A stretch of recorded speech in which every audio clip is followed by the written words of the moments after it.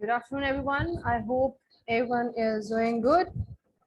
Today, we'll be going ahead with the next part of your exam, Pragati exam.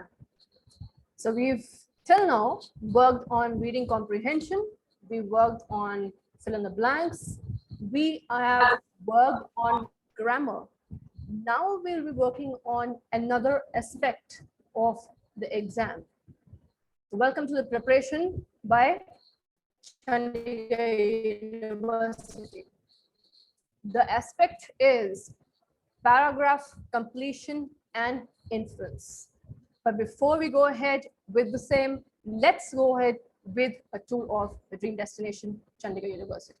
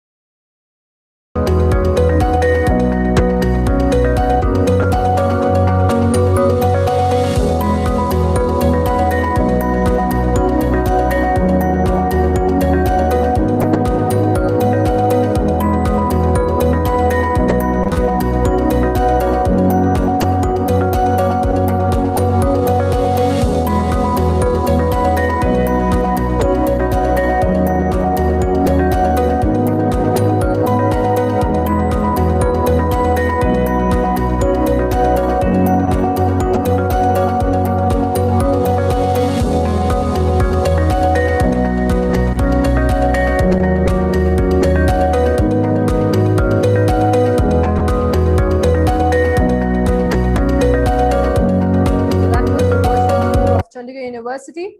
Now, since we are going ahead with paragraph completion and inference, can you please let me know what is paragraph completion according to you?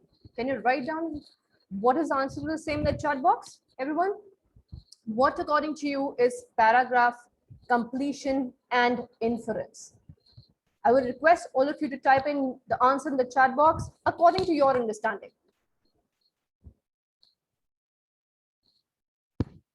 So let's start with the same. When we talk about paragraph completion, first we need to understand what is a paragraph. What does it consist of? The first sentence is a topical sentence. Now, it shares the details what that paragraph is all about.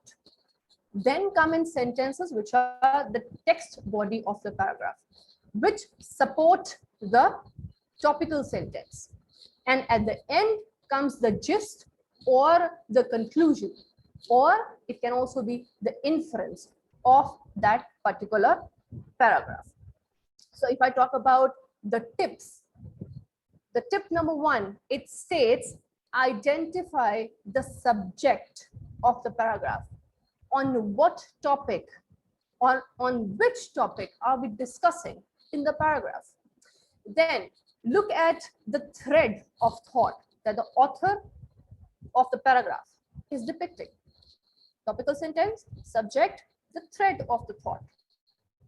Further on, continue the thread of thought and think what can be the conclusion, or think what can be inference depicted from this particular paragraph.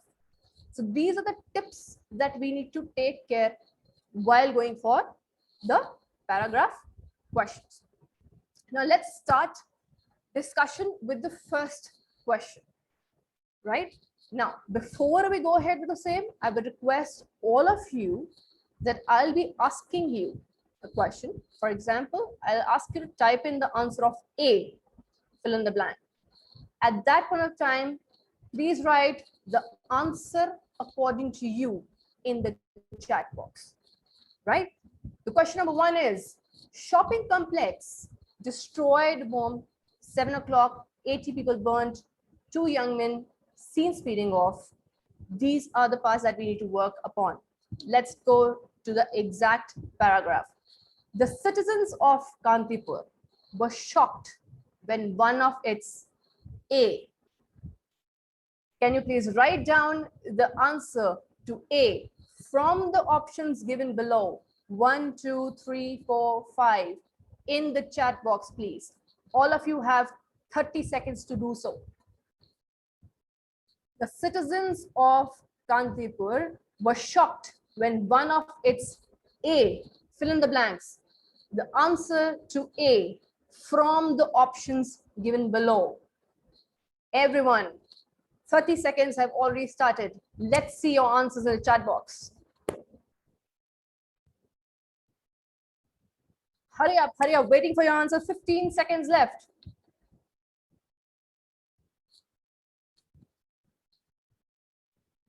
Looking at the time, everyone, hurry up. Let's see the answer. All right. So we'll discuss regarding it later on once we finish with it. By a B, what do you think should be filled in B blank according to the options given below? Please write down the answers in the chat box. Hurry up.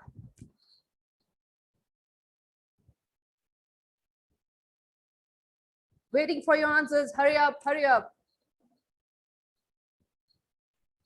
Noting down your time, everyone. Please understand, we need to be very quick in the examination.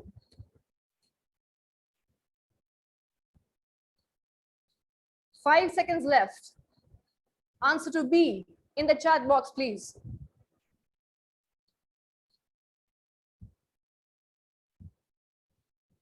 All right, let's move on further hand. The place was crowded and about. C.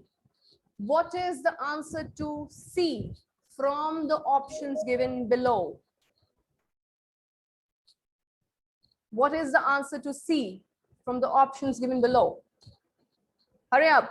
30 seconds have already started. Waiting for your answer.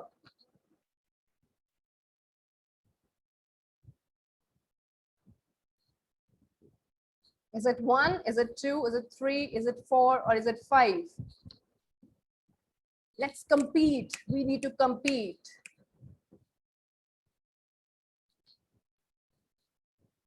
Five seconds. 3, 2, 1. Let's move on to the next part. Witnesses say that D. What do you think should come in the D blank?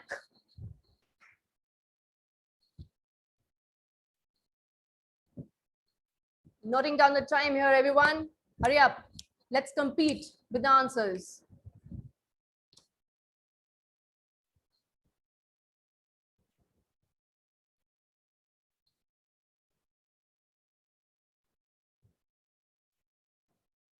Witnesses say that D on a two-wheeler soon after the blast. 5 seconds. 4, 3, 2, 1. Let's move on to the next sentence of the paragraph. The police commissioner assured the people that E. Which option do you think would come here?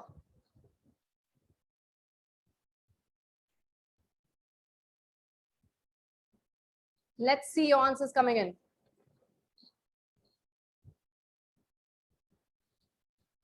Twenty seconds.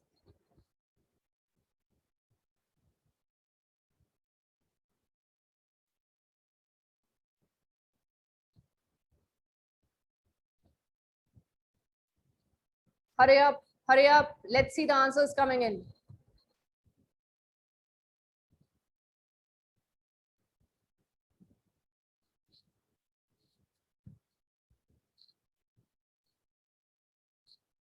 All right, let's just discuss it directly. The citizens of Kandipur were shocked when one of its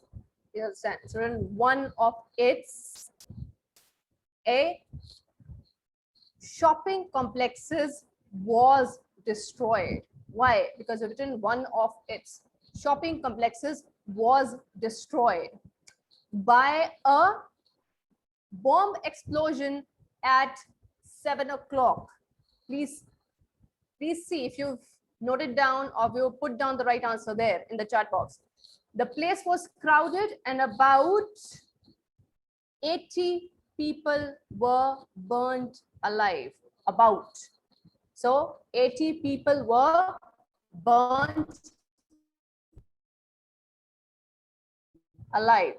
Witnesses say they had seen two young men speeding on a two-wheeler soon after the blast. The police commissioner assured the people that, what is the assurance all about? That the culprits will soon be arrested. So this is how we complete a paragraph. I hope we've understood regarding the same. How do we complete a paragraph?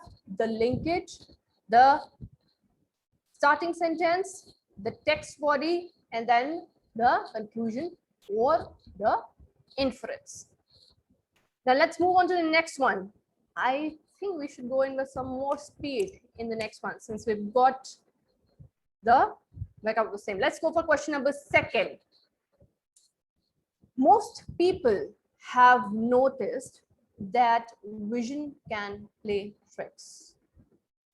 Please see this one, all of you. A straight stick submerged in water looks bent, though it is not. Railroad tracks seem to converge in the distance, but they do not. And a page of English language print reflected in a mirror cannot be read from left to right, though in all other circumstances it can. Each of these phenomena is misleading in some way. Please complete the paragraph with the options given below. That means, which option do you think is best suitable for the completion of this particular paragraph? All of you have 1 minute to think over the same. Please start writing the answers in the chat box, the options A, B, C, D in the chat box. Please think about it for a minute, everyone.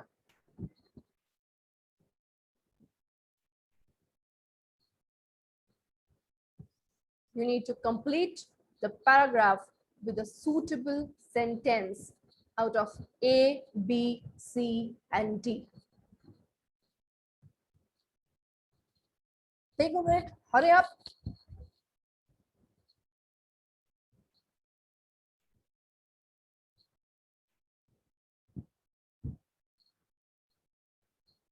Keep on writing the option which you think fits the best in the paragraph and completes it.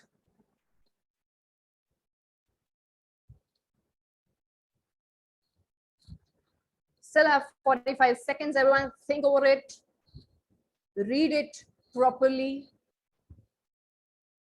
look at the options, and then pick the suitable option.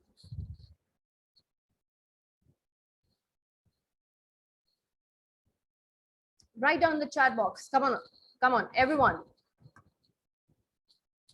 Whichever option you feel fits this paragraph, completes this paragraph, please write down that particular option in the chat box, whether it's A, B, C, or D.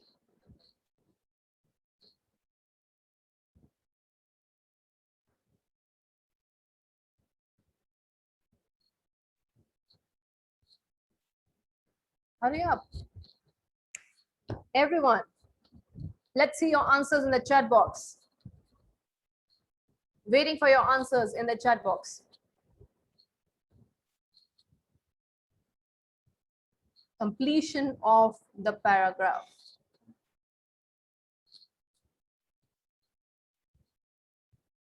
We are left with 20 seconds. Please write down the answers in the chat box, everyone. A, B, C, or D. Which sentence completes this particular paragraph?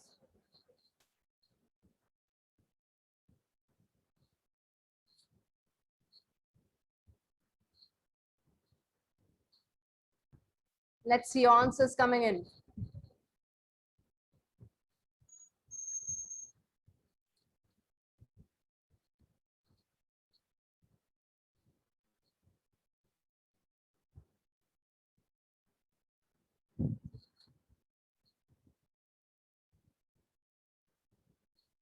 Ten seconds.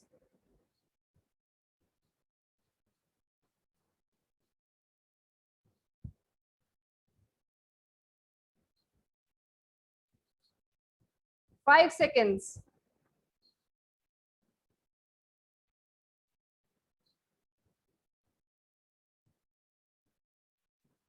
All right, so everyone please check your answer. The answer to question number 2 is option number B. Why? Please read the line at the end. Each of these phenomena, what are we talking about? Straight stick in the water, railroad tracks, and other details is misleading in some way. That means we need to continue with the sentence which takes into consideration all these phenomena. Look at option D. Anyone who believes that the stick is bent, that the railroad tracks converge, and so on, is mistaken about how the world really is. So it takes into consideration the phenomena that the last line or the second last line of the paragraph is talking about. If we take into consideration A, option A, it's just talking about straight stick. We talk about option B, Just talking about wheels on train. We talk about option C. It says difficulty cannot be resolved by appealing to input. There's nothing related to this in this very paragraph. So option D is the right answer. Right? Please write on the chat box the people who got it right. All right. I hope we've got a base of how we complete the paragraph through fill in the blanks as well and through sentence as well. Let's move on to the next one. Question number 3. Now, I'll be reading out the paragraph for all of you. Again, you need to fill in the sentence where there is a blank from the options given below, right? So I'm just reading it out for you. After that, you'll get a minute to answer on the same. Providing benefits for women on maternity leave and children is a societal responsibility which can be funded in a large country through a combination of general taxation and contributory payments from those who have the means, those who have the money. Healthcare should be treated as a right and delivery is handled without cost to women. Dash, such a policy would harmonize the varying maternity benefit provisions found in different laws that govern labor at present. Everyone, look at the options given below. Look at the option which fits the best here in the paragraph and complete the paragraph. Write down the best suitable option in the chat box, please. And your 1 minute starts now. Let's start writing the answers in the chat box.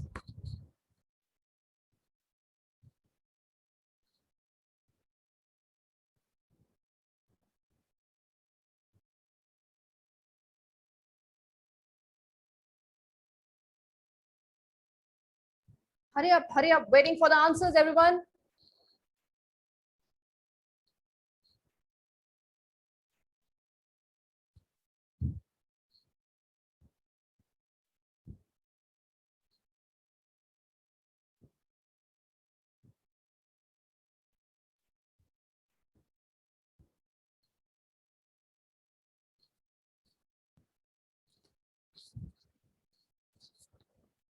Hurry up, I'm waiting for the answers.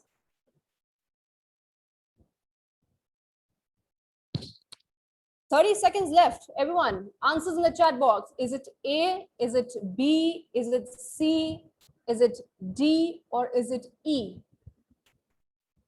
According to you, which option fits the best?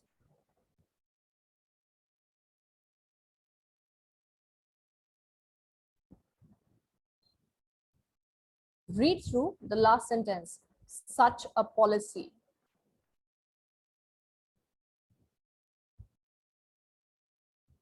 Fifteen seconds.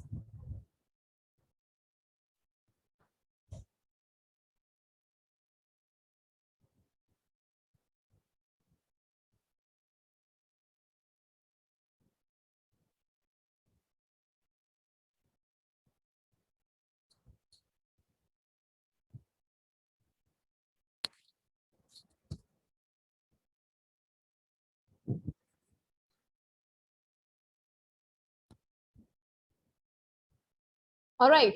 So the answer to this is option A.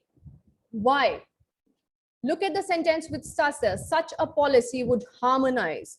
So we're talking about a policy. What does the paragraph talk about? Look at the starting sentence. Maternity leave and children. Right? So the income guarantees during the pregnancy period can be ensured through a universal social insurance system. Beneficiary covered, there's nothing regarding beneficiaries in the paragraph. Mandate creche facilities, those are not included in maternity leave. Women empowerment, we're just talking about a part of maternity leave. We're just talking about maternity leave. It's not wholesome women empowerment. And welfare support, workers, migration, nothing is depicted regarding the same. I hope all of you got the answer. The answer is A. So let's move on to the next part. So quickly identify the subject, identify the thread, and continue the thread for the hand. Now, when we talk about inference, inference is basically, let's go ahead. Inference is what I know, what I've seen, and based on my experience, I infer or assume that this will happen. So there's a question in front of you. You are at the counter in the office to get a bus pass signed. You see a student leave the principal office crying and upset. We could make an inference as to why the student is upset. Now, assumption based on what you've seen or your past experiences. Choose any option out of this which you feel could be the inference of this very question.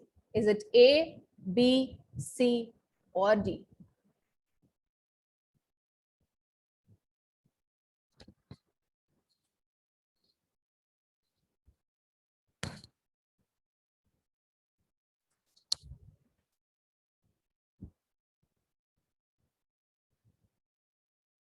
Write down the answers in the chat box, everyone.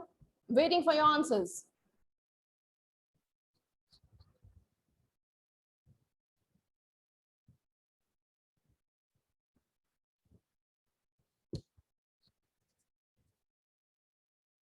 Hurry up. Waiting for your answers.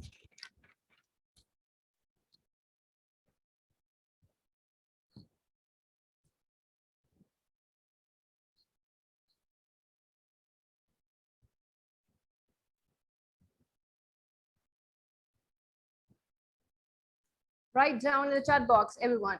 What, according to you, is the inference of these lines? What do you infer from this? Is it A?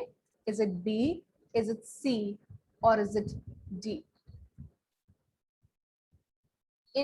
Inference, like I said, is purely based on what you see and what you assume based on your past experiences.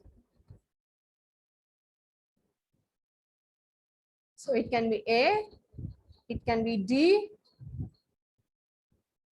depending on how you think or what do you think can be the situation.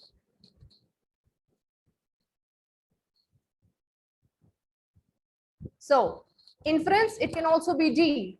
Maybe the student has poor grades. That's why he was coming out of principal office crying.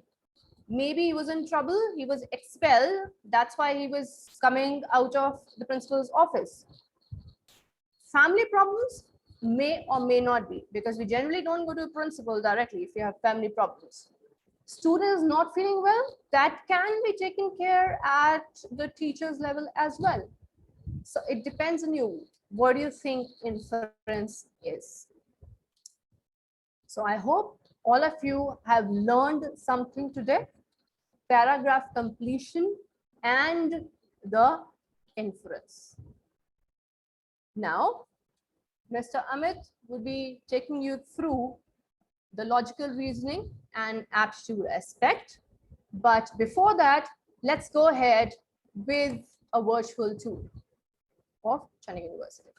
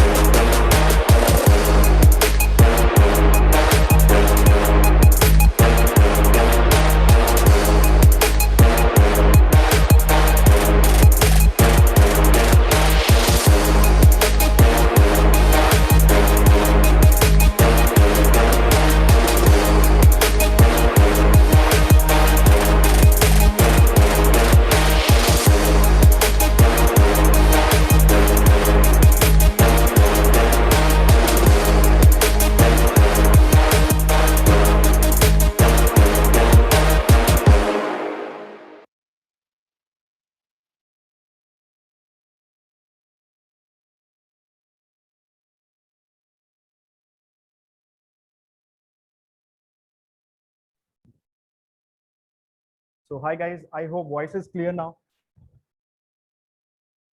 Let me know in the chat section. I hope voice is clear now to everyone.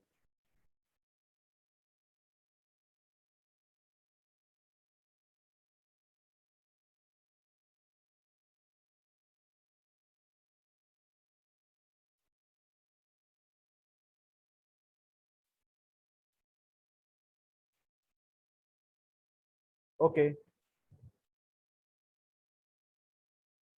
okay, all right. So welcome again. Very good afternoon. So you all are aware about this that we have discussed yesterday profit loss and direction sense, right? So today we have to discuss two more topic, right? The number one from the quant section, we have to discuss the topic. Okay, I'm showing you average ratio proportion, right? The topic we have to discuss from the count section is the ratio proportion, and number two is average, right? And from the reasoning section today we will discuss some letter and number series. All right, so we are starting with the ratio proportion. Okay, so step by step we will move toward the next topic. Okay, so let's see the basic content that we have to discuss from this topic, ratio proportion. And this is mentioned in the first slide. You can see that we have the topics. The content is number one. First we will define the ratio. After that we will define the ratio, how you can convert the ratio to percentage, right? Now after this we will discuss the merging of ratio. Now we will discuss the proportion part, right? After that we will discuss the properties of proportion. After that we will discuss the example. After that we will discuss some we will do some practice question, right? And after that we will discuss some concept from the average topic, right? So let's move toward the next slide so that we can get the idea how to approach the ratio proportion chapter. Okay, so this is the first slide in which we all can see that we have definition for the ratio and how we can convert a ratio into a simplest form, right? So the basic definition that we can use here, the relation between, basically we can say that the relation between the two numbers which shows how much bigger one quantity is than the another quantity, right? So this is the definition for the ratio part. And for better understanding of the definition, we have one example. Let's say we have 4 is to 16, right? We have here 4 is to 16, and if you will convert in the simplest ratio 4 is to 16 into, you can say that that is 1 is to 4, right? So what does it mean? I have clearly mentioned here in the bold letters, which means the number 4 is 4 times to get the figure 16. It means what the ratio represents, if you will take the 4 times of this number, you will get this number. Okay, so that's why the definition, it is mentioned in the definition, the relation between two numbers which shows how much bigger one quantity is than another, right? So this is the basic definition that we have to discuss, right? Now after this we have to move toward the next part of the ratio topic, and that is some more concept. And this is what this, right? Now the next content that I have clearly mentioned in the first slide, now how you can convert a ratio into a percentage, right? So we all know, if we will say 1 is 100%, so we can see that here, you can see that in this point, that here it is mentioned that we have 1 by 4, right? So if we have 1 by 4, if 1 is 100%, if 1 is 100%, so but obviously 1 by 4 will become 25%, right? So this is the result we have. So this is the thing that I want to discuss here, how you can convert the fraction part into a percentage part, right? So this is a point number 2 that we should be aware, right? Now let's move toward the next slide of the ratio topic so that we can better understand the scenario. So the next point is, we have this one, right? Now we have some example for better understanding the ratio concept. We can see that we have here a ratio b, that is 3 is to 4, which is mentioned here. A ratio b is 3 is to 4, right? A ratio b here, it is 3 ratio 4, and b ratio c, we have 5 ratio 7. And in the end we have to find out what is a ratio b ratio c. So always remember, whenever we have this kind of question, first we have to check which is common in both the ratios. And we can see that in both the ratios, B is common, right? So here also B, here also B. But we can see that here B is 4 according to the ratio, and here B is 5 according to the ratio. So what we have to do, we know very well a particular number cannot be different in the two ratios.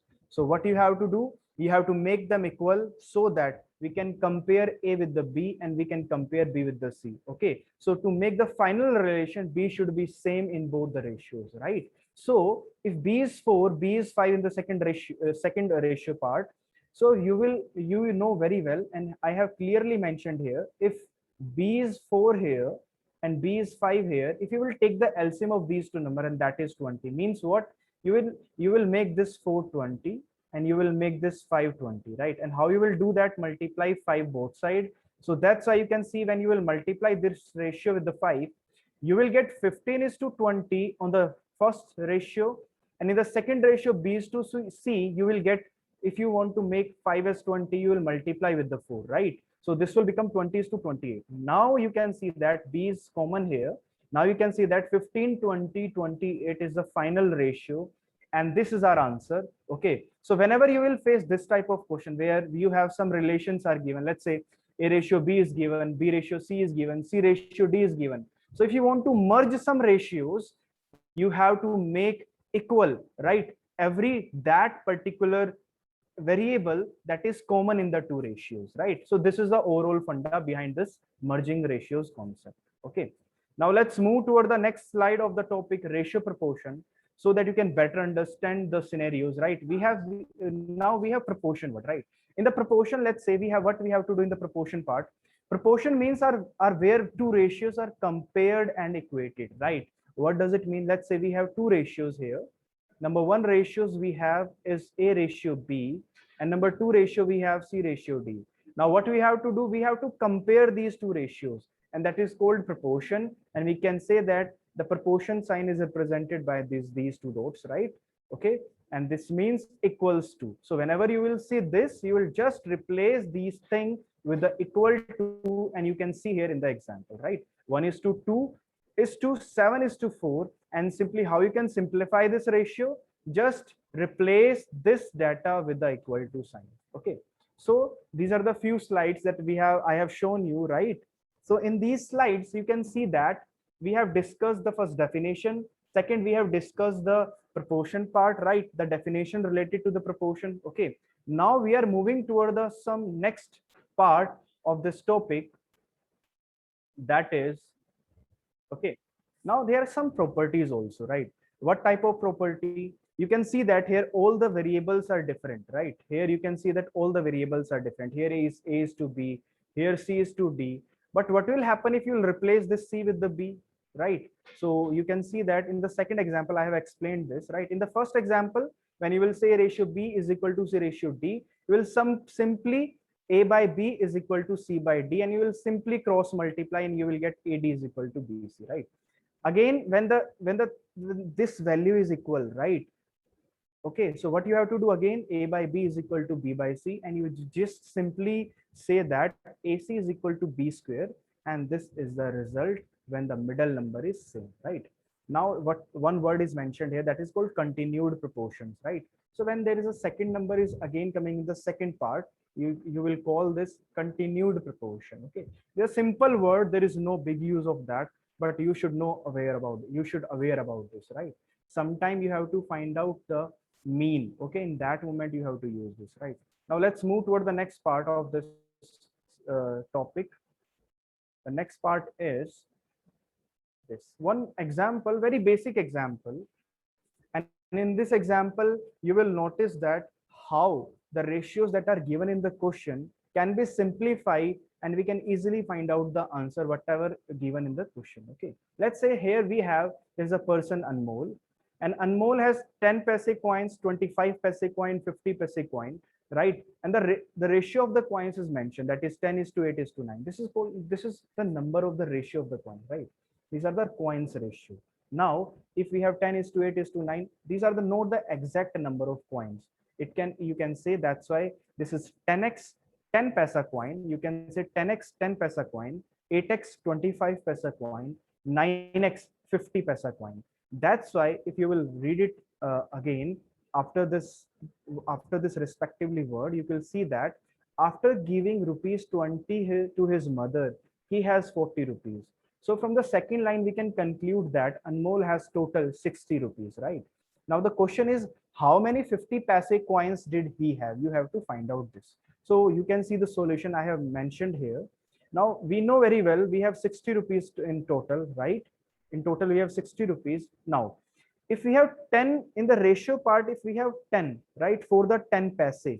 So you know very well, 10 paisa means what? 10 paisa means 10 divided by 100. That's why it is mentioned here.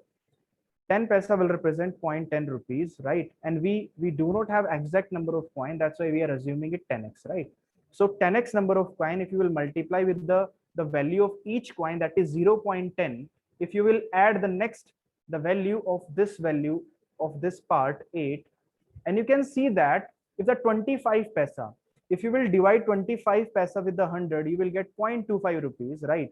One coin means 0.25 rupees, and total we have 8x coin. So if you will multiply 8 with the 0.25, you will get the total value of the 25 paisa coin, okay, that are given here. Okay, now if you will move toward the next point, that is 50 paisa, right? So we can see that here we have 9 coin. In the ratio part, we have 9, right, for the 50 paisa. Now what you have to do, you have to convert 50 paisa into rupee first, right? 50 by 100, that is 50 by 100 is 0.50, right? And if you will multiply x with the 9, you will get 9x, right? This is the total value for the 50 paisa coin. And if you will add all the values, you can equate with the total money the Anmol has, and that is 60 here, right? And that's why we can say that if you will add this data, you will get x is equal to 8. And we know very well the last value, the last integer 9 is representing the 50 paisa coin. And from here, we can conclude that if you will multiply 9 with the 8, you will get the result. And this is our final answer. So we can say that 9 into 8 is 72. And we have 72 coins of 50 paisa, right? So this type of question can be asked in your exam, and you should be aware about how to find out a particular number from the ratio, right? So what is the ratio? Ratio is not the original value.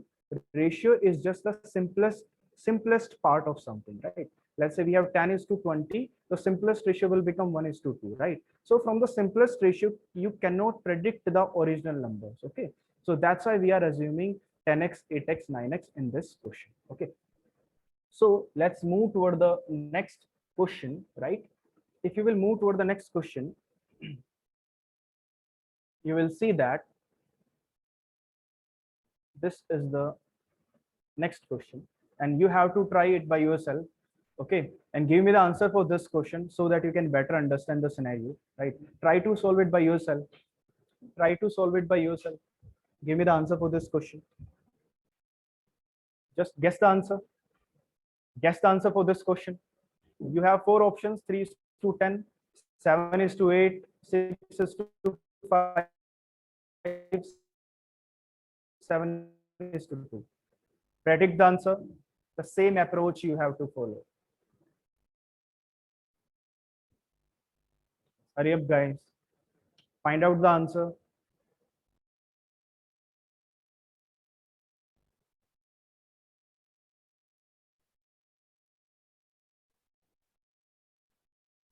Someone is guessing answer is A. Okay, someone is guessing C. Someone is guessing B.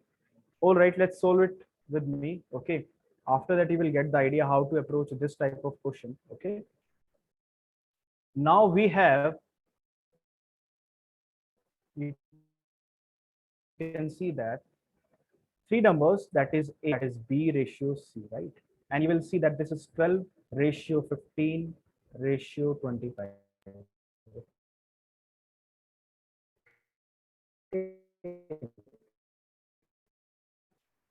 If you are not getting the previous example, guys, you're getting this solution. So listen very carefully. After that, you will get the idea also of the previous question, right?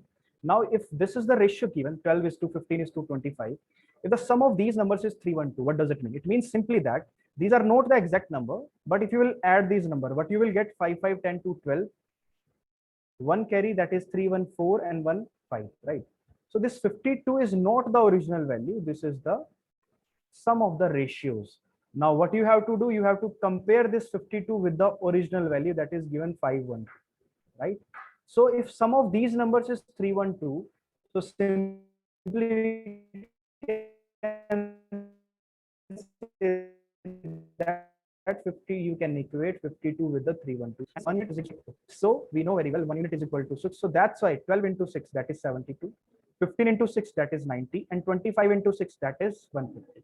So we can see that the A number is 72, B number is 90, and C number is 150. And in the end, what we have to find out, the ratio between difference of B and A. And what is the difference of B and A? The B and A difference is here 18, right? Because 90 minus 72 is 18 divided by, and the difference B. What is the difference here? Here you can see the difference is 160. The answer will be 3:10, where A is the right answer. Okay, so you can see that whenever ratio is given in the question, you have to just equate the original value with the ratio part, right? After that, you can easily get the answer. So this is the overall approach you can use in every question that is based on the ratio, right? The type of question can be changed, but the logic will be same, right? So this is the overall scenario, right? But before beginning the next question of our topic, ratio proportion, let's take a quick tour of the campus, okay? So that we get a break too, right? So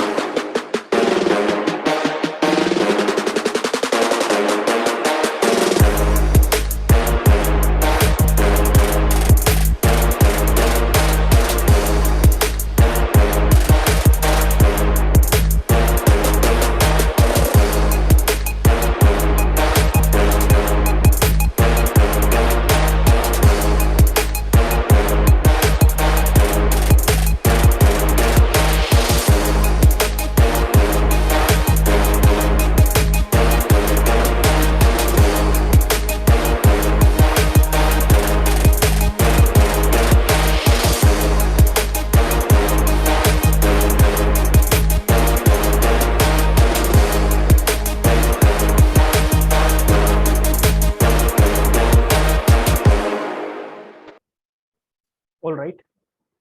So this is the last question, guys, that we have discussed. I hope it's clear to everyone. Let me know in the chat section. I hope it's clear to everyone. I hope it's clear to everyone, right? So, okay. So let's move toward the next part of the topic. Okay. So the next part is average, right?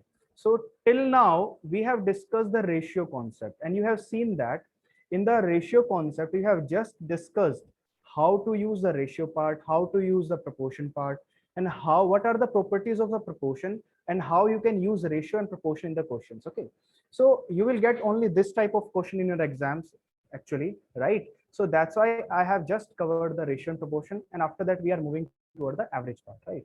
Now in the average also, guys, we have only one definition, but according to the concept, we have to use a different words, right? For example, simply we all know average is what? Average means the sum of terms and the number of terms. What does it mean? Let's take one example. Let's say we have some numbers, for example, 10, 12, and this is 20, right? So if you want to, let's say there are 3 students in a class, student A, student B, student C, right? And if we want to find out the average of these 3 persons, what you will do, you just add up these value and you will divide with the 3, right? Now, if you find out the average, right, you have definition in front of you, sum of terms divided by the number of terms. So this is the definition. From where we are getting the definition, simply this thing, right? Just add up the values and divide it with the numbers, right? Now weighted average, sometime what will happen in the weighted average, you will get some different type of question in which directly value is not mentioned. Some different values are given that are based on the weighted, right? I will show you one question where you have to use the weighted average. Actually, this is same as average, but the terminology is different because the question language will be different, right? And in the end, average speed we have, Average speed means what? That is total distance divided by my total time. Okay, this is also very important to discuss here because this is also getting from here, right? Okay, so you can see that the point number one, point number one is this, point number two is this, point number three. Generally, you have to use only this data, right? If you are aware about this, you can solve each and every question that is based on the average part. Okay, so without wasting any time, let's move toward the next part of average topic so that you can better understand the scenario, right? There is a one example in front of you, right? I will suggest you first read the question. Okay, read the question, everyone. Okay, now in this question you will see that there are two persons, P and Q, and their average monthly income is given in the question, that is 5050, right? And how you can calculate the total value of these two persons? Simply because we all know average is equal to sum by number. And if you want to find out the total value, total sum, you have to just multiply average with the number. So that's why we are multiplying average with the number. You are getting 10100. And for the QNR, there is monthly average is also given, that is 6250. So again, if you want to find out the total sum, you have to just multiply again with the 2. Okay, now in the rest of 200, and you have to find out the total value, you have to again multiply with the 2, right? The same concept, right? This is the final value we have. Now what we have to find out, we have to find out monthly income of. So you will see that if you will add this equation, the right hand side, and on the left hand side there are two P's, we have two P's and we have two Q's and two R, right? So that's why we will take the double of P plus Q plus R, right? And that is equal to the addition of these right hand side values, and this will become 33,000. And if you'll find out the value, if you want to find out the value of P plus Q plus R, you simply divide 33,000 with the 2 and you will get 16500. This is the total value of these three persons, total monthly income.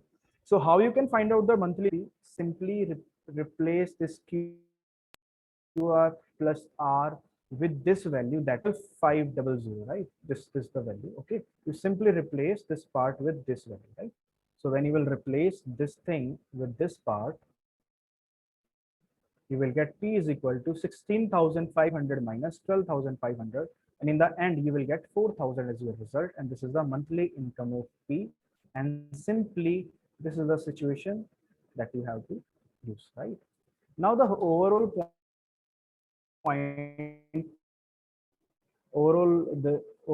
point in this is that you have to use the definition of average, that is equal to sum by number. So I'm hoping if I will give you one question, you all will solve, right? So but right now we have to just discuss the definition only. Okay, now let's move toward the next slide. Okay, so this is the next question, simply based on the definition. Okay, so just give me the answer of this question. You have four options. Try to find out answer of this question. There are some number 30, 11, 13, 12, 20, 10. You have to find out the average of these values. Give me the answer in the chat section. Very simple question, not a big deal. You have to just add up these values, right? And when you will add these value, one second. When you will add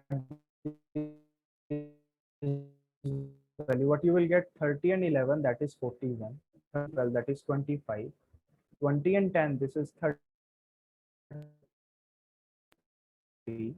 And if we'll add these three things, that is 4, 6, right? And how many number we have? 2, 4, and 6, right? Simply divide this with the 6. Simply divide this with the 6. What you will get?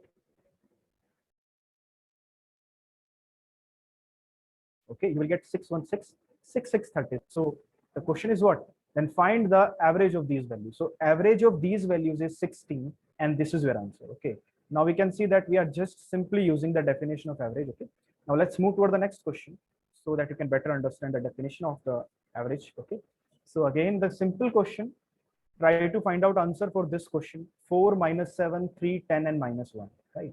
Give me the answer for this question. Give me the answer. So you can see that one thing here, if you will add up 4 and minus 7, you will get -3. And if you'll add -3 and 3, you will become 0. Okay, and 10 minus 1 is 9. So simply if you will add all these values, you will get 9 divided with the number of total numbers, right? And we have total number is 5. 5 and 5, 5 at 40. So 1.8 is the average of this question. If these numbers, so your answer will be 1.8, right? Your answer will be 1.8. Okay.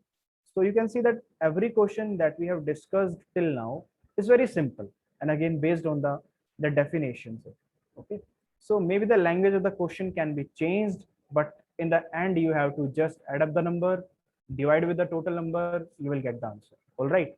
So without wasting any time again, let's move toward the next point of the slide. This is a basic question and I will give you some time so that you can attempt this question and give me the answer. Okay. So basically this question is based on the weighted average, right? Okay. The weighted average, why? Because the class 1 we have, there are 12 students. The class 2 we have 16 students, right? So different averages given for the both the sections, and in the end you have to calibrate the total average, right? So for the 12 student we have 20 average. For the next class 16 student we have 23 average, and you have to find out what is the average age of both classes. Give me the answer. Simply try to attempt this question.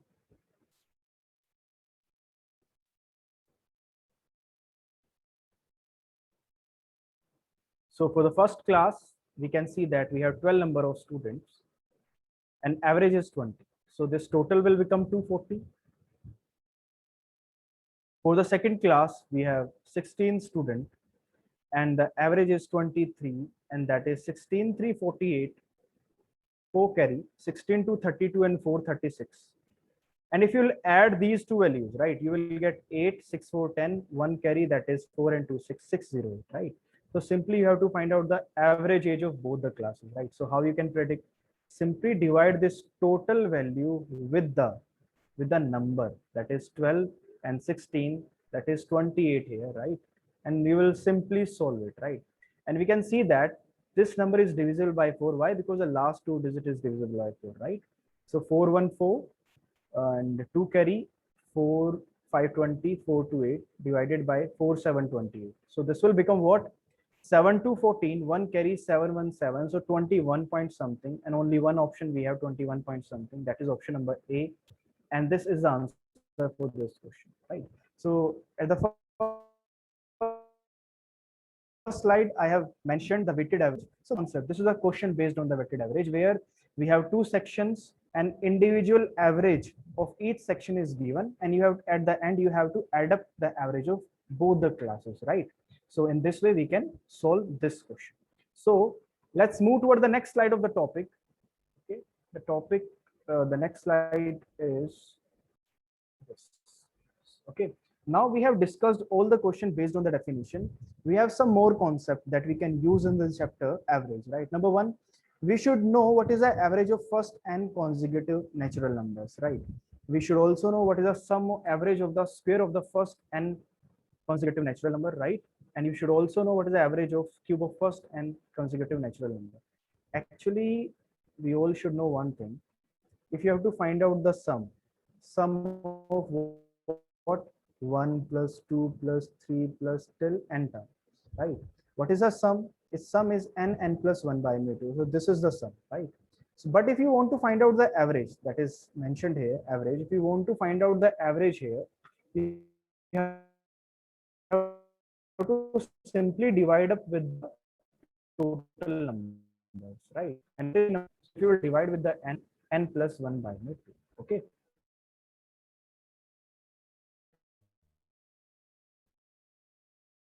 So this is the result we have. And again, for the square, again we have number of terms is n, right? And the formula for this n plus 1 to n plus 1 by 6, right? So this is formula for the sum only, right? But if you want to find out the average, you have to divide with the n, because total number of terms is n cut, right? So answer will be n plus 2n plus 1 divided by 6, and this is the answer. All right. So again, for the same for the cube, right? Okay, the formula is n plus 1 by 2 whole square, right? So the result will become what? N square, n plus 1 square divided by 4, right? So this is the sum, but we have to find out what. So actually this is sum is given here. This is not average, right? This is sum, right? So if you want to find out the average, how you average? Divide 4 with that, right? Means you have to divide with the n, cut it, right? Don't confuse with this, that this is not the average, this is sum. Okay, so let's move toward the next part of our topic. The example is this, right?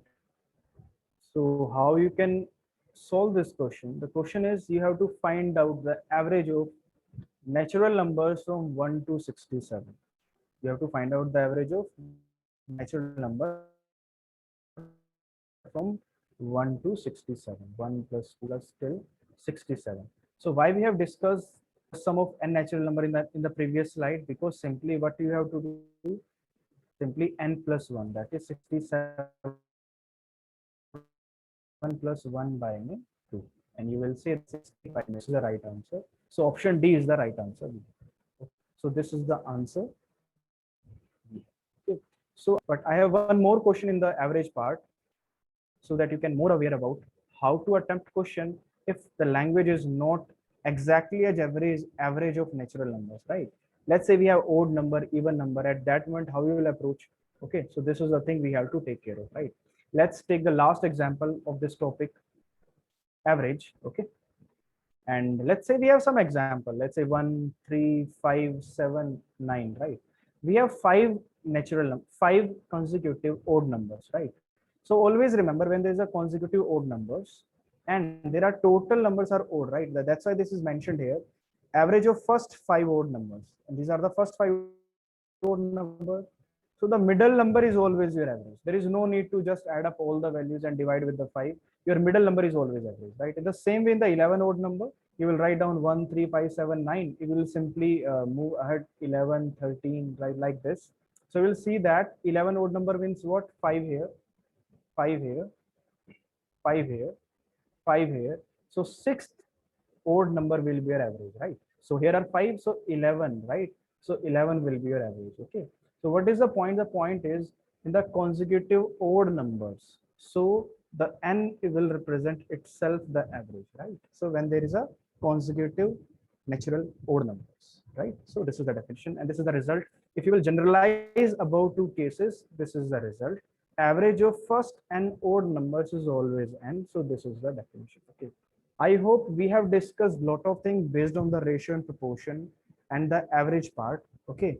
But before moving toward the reasoning section, okay, let's take a tour. Okay. And so that you can also get a break. Okay. So I'm showing you a video.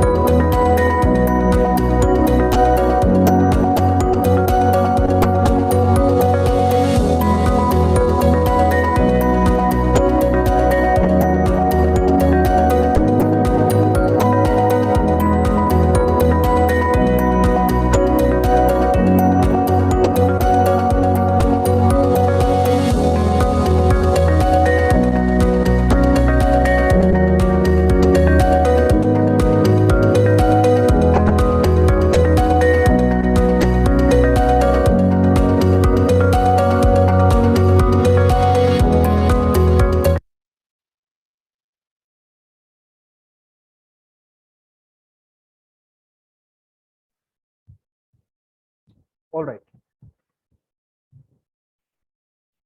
So I hope we got some break. Okay. Now, after quant section, time has come. We have to discuss some concept from the reasoning section also, right?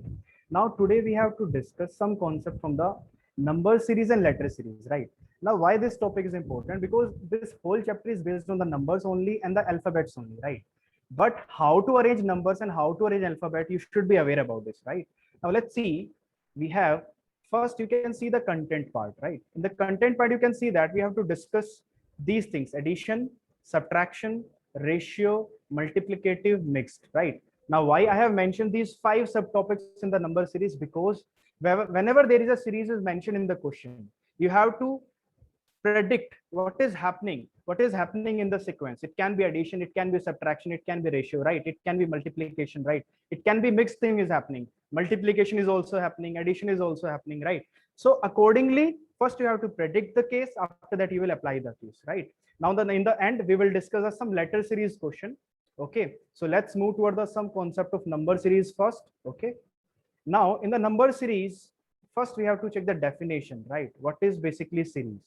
A series is a sequential order of letters, numbers, both arranged in such a way that each term in the series is obtained according to some specific rules. Means what? We have some specific rules if there is a series, right? So that you can predict the pattern. If there is a no specific rule, you cannot predict the pattern, and it's next to impossible for you to find out the next term, right? So that's why always you will get some specific rule in every series, right? Now, what type of rule you have to apply? It can be multiplication operations, right? And the number 2, place of letters in alphabet order, and so on, right? So let's move toward the next slide. Okay, and let's take some example. Okay, number 1 example. Now, first example we have that is based on the addition series, right? And in the addition series, you have to simply add up the values. Now you can see that from 5 to 7, what is happening here? We are just adding 2, right? Now 5 to 7, we are just adding 2. 7 to 11, we are just adding 4. 11 to 17, we are just adding 6. 17 to 25, we are just adding 8, right? Now again, definitely 2, 4, 6, 8. The next number will be 10 that we have to add. So simply we are adding the even numbers, right? So this is the pattern that we have to follow in the addition series, right? It doesn't mean you have also add the equal numbers. It doesn't mean you have to always add like 2, 4, 6, 8, 10. It can be like this: 2, 5, right? There's a gap of 3 also, right? Like here you are adding 2 here. Now you can add 5 here, right? 2, because 2 plus 3 is 5, 5 plus 3 is 8, 8 plus 3 is 11. So it will depend on the what type of question is given in the exam. Right now we have just to add 2, 4, 6, 8, 10. That's why we are just adding the 2, 4, 6, 8, 10. So let's move toward the next question so that you can better understand the example. Subtraction series. Now we will simply subtract the values. And in the subtraction, what you have to do in the example, you will simply subtract the next value with the previous value, right? For example, 1348 minus 1338, you will get 10.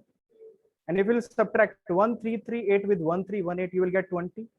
And if you will subtract 1288 with 1318, you will get what? 30. So what is a pattern? We can see that what is a pattern here: 10, 20, 30, 40, 50, 60, right? So what does it mean? If you will subtract 1248 from the 1288, you will get what? You will get 40. In the next, you have to subtract the 50. You have to subtract the 50. And if you will subtract the 50, okay, your answer will be accordingly, right? 8, 14 minus 5, 9. So your answer will be what? You can see that your answer will be 1248 minus 50.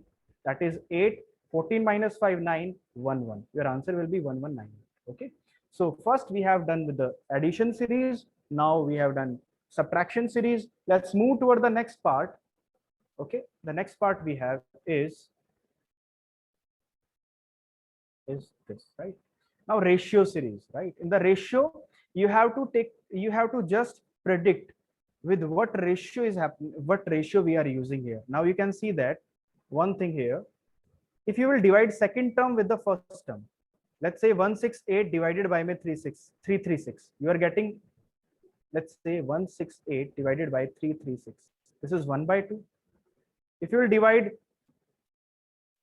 84 divided by 168, again this is 1 by 2. So 1 by 2, 1 by 2 is happening, 1 by 2 here, 1 by 2 here, so 1 by 2, right?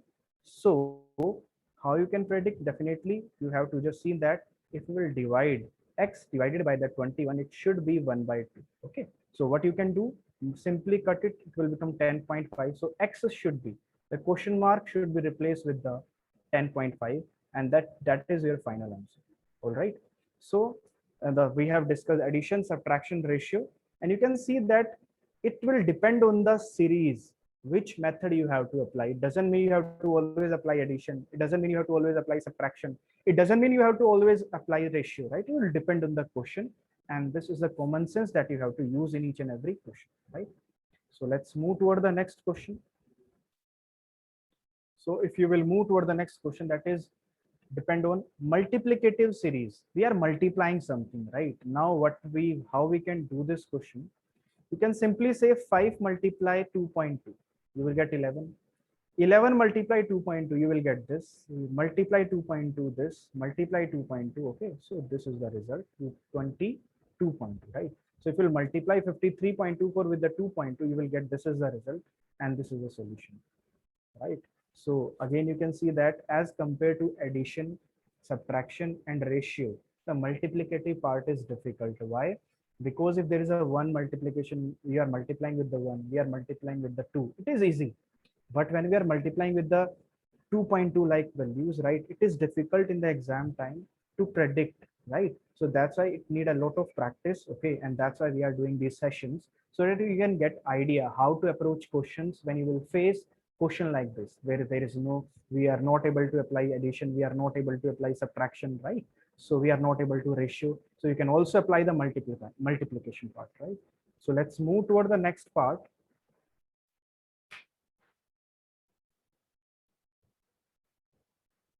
That is mixed series, right? In the mixed word, you can see that we are mixing up the things. It can be addition with the subtraction, it can be addition with the multiplication, or you can say multiplication with the addition, right? So you can see that one thing here, with the help of example, if you will multiply 11 with the 2, you are getting only 22. Again, you are adding 2, right? It means simultaneously we are adding, we are doing two things. First, we are multiplying, then we are adding some value. So that's why this series is called mixed series. And this is the fifth point that we have to discuss, right? So these are the only 5 things most of the time you have to apply. I'm not saying these are the only things, right? So most of the time you have to apply these 5 concepts in each and every question based on the number series. Okay, so without wasting any time, let's move toward the next question so that you can better understand the scenario. Let's take one example. This is the question. I'm waiting for the answer, guys. Just give me the answer for this question. That is 4, 7, 12, 19, 28.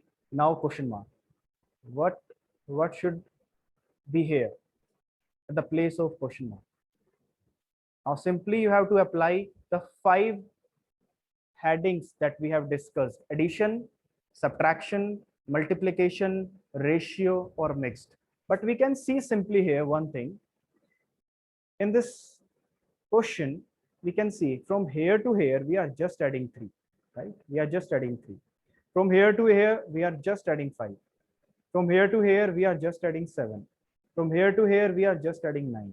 It means we can see that in the next number, we have to just add 11, right?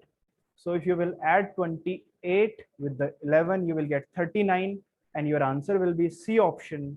So this is your final answer for this question. Okay, this is a simple question.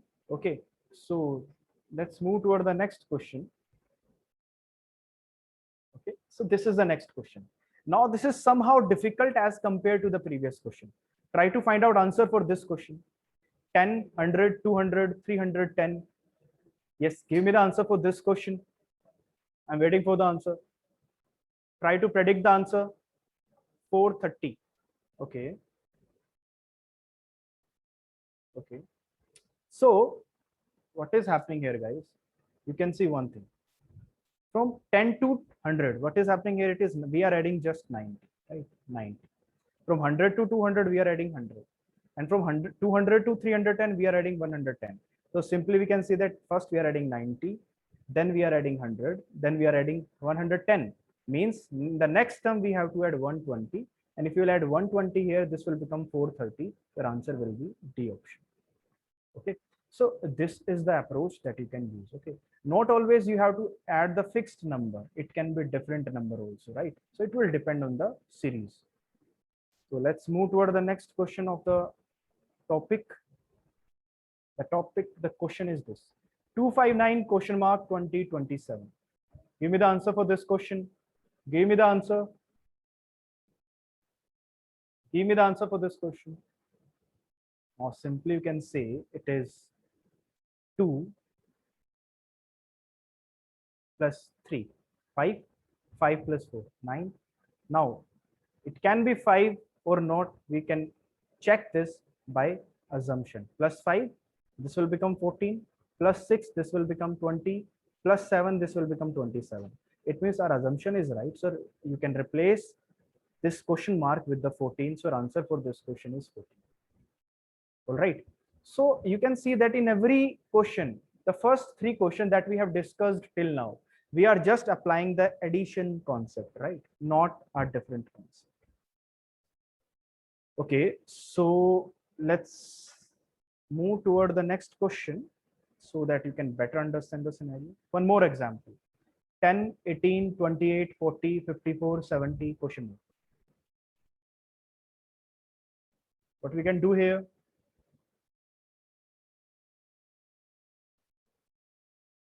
Again, you can apply 10 plus 8, 18. 18 plus 10, 28. 28 plus 12, 40. 40 plus 14, 54. 54 plus 16, 70. Means in the next we have to just add 18 and answer will become 18. Okay. So again, in this question, we are just using the addition rule. Okay. Not a different rule, right? Okay. Now let's move toward the next question. The next question we have this one. Now this sequence, the series that is given here is in decreasing order, right? Basically in descending or in descending order, not in ascending order, right? 120, 99, 80, 63, 48. Okay, now question mark. Now tell me the answer. Find out the answer, guys. Find out the answer for this one.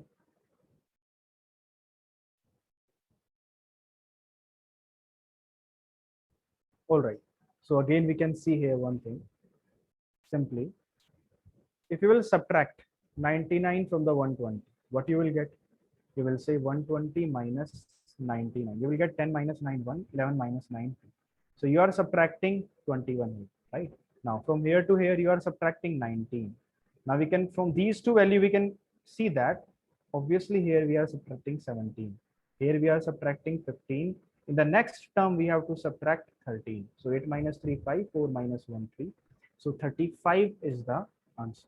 Okay. So before moving ahead, right, let's take a tour. Okay.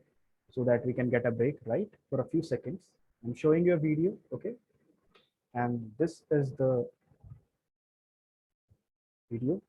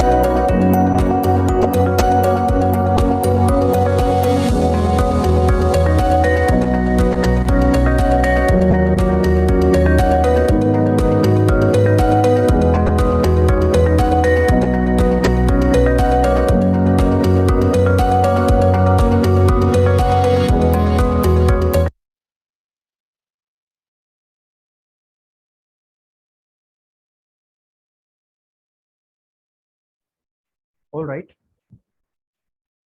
So we have left the session here. Okay. So let's move toward the next concept of the letter and number series. Okay. So in this question, a new question for all of you. You can see that first try to attempt this question by yourself, right?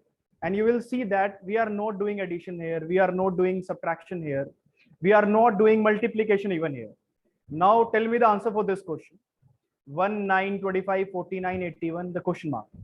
And you will see here we are just taking the square of the numbers. This is 1 square, this is 3 square, this is 5 square, this is 7 square, this is 9 square. So the next value will be the 11 square, right? And this is 121. And so C is our answer. Okay. So answer for this question is C. All right. So let's move toward the next slide. Okay, again there is a number based question, 1, 4, 10, 22, 46. Again you have to just add up, right? Something 1 plus 3, 4, 4 plus 6, 10. And you can see that if you will write down here, I'm writing down here, don't worry. 1 plus 1 to 4, we are just adding 3. 4 to 10, we are adding 6. 10 to 22, we are adding 12. So we can see that whatever we are adding here, we are again multiplying here too, right? 3 multiplied to 6, 6 multiplied to 12. In the similar way, 12 multiplied to 24, and when you will add 24 in the 22, you will get what? That is 46. It means now if you will multiply 24 with the 2, you will get 48. And 46 and 48 is what? That is 94, right? So C is the right answer in this question. So the correct answer will be C. All right. So you can see that here we are not doing addition, we are not doing subtraction, right? Here we are also applying multiplicative rule in the addition part also, right? So that's why this is called mixed series. Okay. So this is the main, very, very good question, or this type of question you will see in your exam, right? So the next few questions are also based on the number series. So let's move toward the alphabet series. How you have to attempt the question that are based on the alphabet series. So for the alphabet series, you just remember, guys, one thing, the position of the alphabets. For example, let's say from A to M, we have 1 to 13, right? And from N to Z, we have 14 to 26. And if we will move toward the next slide, and we will see that in the next slide that here are the numbers for a particular alphabet.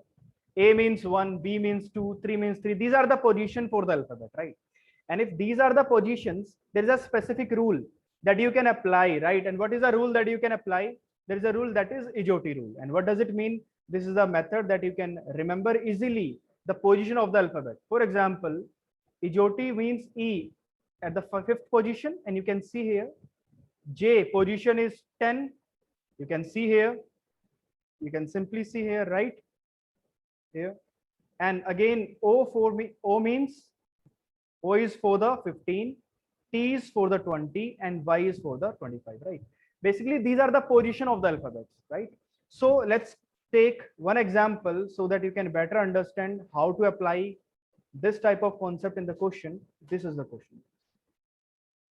Now, try to attempt this question and give me the answer. Give me the answer for this question, guys. Give me the answer. Give me the answer for this question.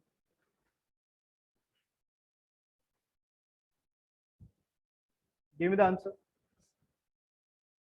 Now you will simply say that, so from B to D, there is a gap of C.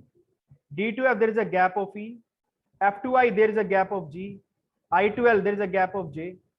It's B, C, D, D, E, F. But you can see that here is not a single gap, right?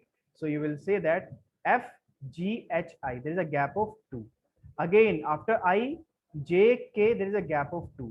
It means in the first gap, there is a single gap. In the next pair, there is a single gap. But in the next two pair, there is a gap of 2. It means in the next two gap, there is a gap of 3, right? So that's why F, G, H, I, J, K, L, L to P, L, M, N, O, right? Now P, L, M, N, O, P, Q, R, S, T, right? So the alphabet that you can use at the place of question mark is T, right? So this is the answer for this question. And you can see that the alphabet question is sometimes difficult, right? If we are getting question of the number series that are based on addition only, right? But in the alphabet series, there is a different relation you have to find out. In the first pair, you can see that in the first two pair there's a gap of 1 only. In the next two pair there was a gap of 2. In the next two pair the gap of 3. Okay, so this is the concept that you should be aware about, right? So let's move toward the next question of the alphabet series concept, right? Now this is the series we have RUXAD, the question mark. Now tell me the answer for this question. What option we can place at the place of question mark? F, G, H or I? Now R, U, X, A, D question mark. Now simply see R, S, T, U, there is a gap of 2. U, V, W, X, there is a gap of 2. X, Y, Z, there is a gap of 2. B, C, there is a gap of 2. Means again there is a gap of 2. E, F means answer will be G. Your answer will be option number B. Okay. So this is the concept that you can use here, right? Here you can see that there is a gap of, in every pair there is a similar gap. But in the previous question, there is a different gap, right? So that's why it's very important to do practice. Okay. And that's why we are doing these sessions, so that you are aware what type of question can be asked in your exam, right? So let's move toward the next question. This is the next question, guys. Now there is a pair U, there is a B, there is I, there is a P, there is a W, right? Now what we can do here, from here to here, you will see U, V, W, X, Y, Z, A. Means there is a gap of 6. There is a gap of 6 only, right? And from B to I, C, D, E, F, G, H, I. Again, there is a gap of 6. I to P, I, J, K, L, M, N, O. Again, there is a gap of 6. P, Q, R, S, T, U, V. Again, there is a gap of 6, right? In the same way, again, you have to make a gap of 6, means W, X, Y, Z, A, B, C. The answer will be D, your option will be, right? So guys, you can see that in the alphabet series, if you are not doing addition, first you have to find out how many alphabet we are adding. And after that, you have to count, you have start counting of the alphabets, right? So it means in the alphabet series question, you have to follow two things. Number one, first find out the gap, and after that you have to find out which alphabet should come at the next place, right? So in the end, let's take one more example so that you can better understand the scenario. And this will be the last question of today class. Okay. And the question is this. Tell me the answer for this question. A, B, C, and A, B, N, C, D, O, E, F, P. There are 3 question marks. There are 3 question marks in this question. Now you can see, predict the pattern.